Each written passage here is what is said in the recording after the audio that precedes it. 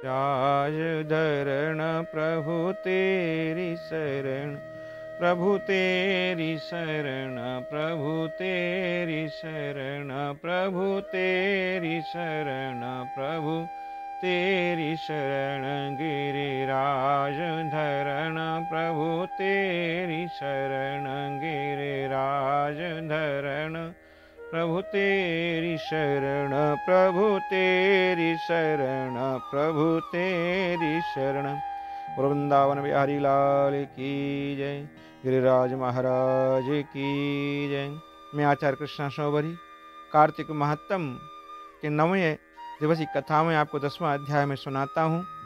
राजा पृथु पूछने लगे कि हे मुनि, आपने कार्तिक मास में विष्णु भगवान की पूजा का महात्म कहा है। इस मास में किसी और देवता का पूजन या व्रत होता हो तो वह भी कहिए। नारद जी कहने लगे कि आश्विन शुक्ला पूर्णमासी को ब्रह्मा जी का व्रत होता है, कार्तिक कृष्णा चतुर्थी को गणेश जी का तथा अष्टमी व अमावस को श्री लक्ष्मी जी का व्रत होता है। कार्तिक में जो कुमारी इस व्रत को करती हैं उनको सुयोग्य पति मिलता है। जो विवाहित स्त्री इस व्रत को करती है उसका सौभाग्य अटल रहता है। प्रातःकाल स्नान आदि से निवृत्त होकर के चंदन आदि से गणेश जी का पूजन करे। सायंकाल फिर गणेश जी का पूजन करके चंद्रोदय होने पर चंद्रमा को अर्घ दे करके और फिर उत्सव मना करके भोजन करें। स्त्रियों को अपने सौभाग्य के लिए इस व्रत को अवश्य करना चाहिए। नारद जी कहने लगे कि हे राजा पृथु, इस व्रत का एक सुंदर इतिहास मैं तुमसे कहता हूँ, सुनो। भद्रवती नाम की एक पुरी में सुधर्मा नाम का एक राजा था। उसके रविदत्त, सुशर्मा, जयशर्मा और सुशोभन नाम वाले 4 पुत्र और वीरमती नाम वाली कन्या थी। उस कन्या वीरमती के विवाह देवव्रत के साथ हो गया। वे दोनों बड़े ही प्रेम के साथ रहते थे। एक दिन अचानक घर में बैठे हुए देवव्रत को सांप ने काट लिया, जिससे उसकी मृत्यु हो गई। वीरमती बहुत जोर से रोने लगी और चिल्लाने लगी। उसके 4 भाई तथा माता पिता भी वहां पर आ गए और सारा पुर रुद्र रूपी दुखी से दुखित हुआ और दुख रूपी समुद्र में डूब गया।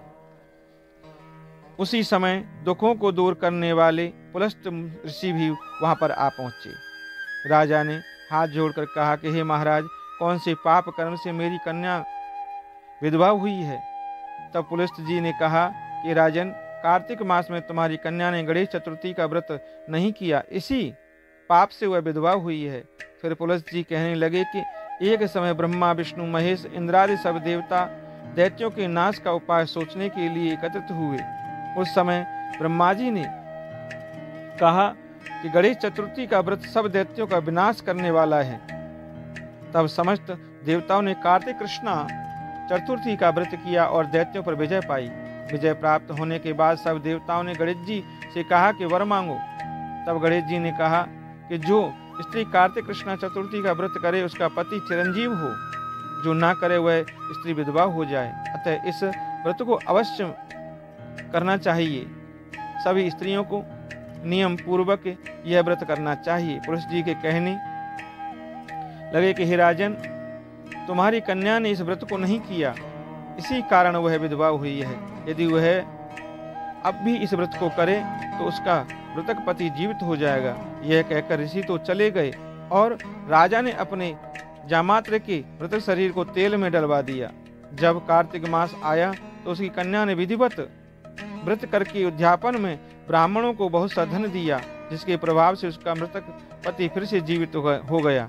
अतः सौभाग्यवती स्त्रियों को अपने सौभाग्य की रक्षा तथा संतान प्राप्ति के लिए यह व्रत अवश्य करना चाहिए। बोल वृंदावन बिहारी लाल की जय, आनंद कंद श्याम सुंदर लाल की जय।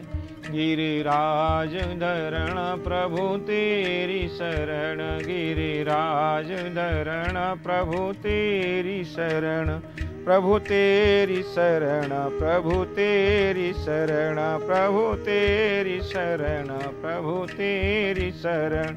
गिरिराज धरण प्रभु तेरी शरण, गिरिराज धरण प्रभु तेरी शरण, प्रभु तेरी शरण, प्रभु तेरी शरण, प्रभु तेरी शरण, प्रभु तेरी शरण, गिरिराज धरण प्रभु तेरी शरण। बोलो वृंदावन बिहारी लाल की जय, गिरिराज जी महाराज की जय, राधिका रानी की जय, गौ माता की जय।